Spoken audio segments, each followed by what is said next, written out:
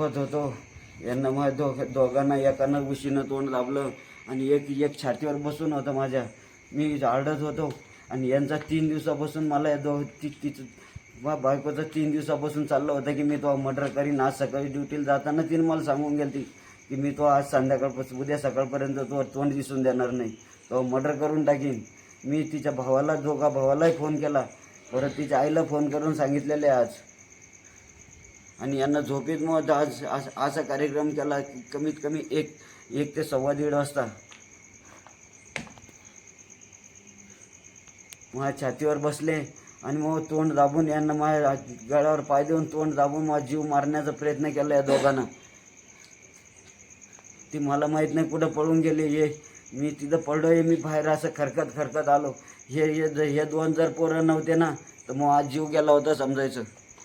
मला वाचवलं माझ्या घर मालकाचे 2 पोरं आहे ना.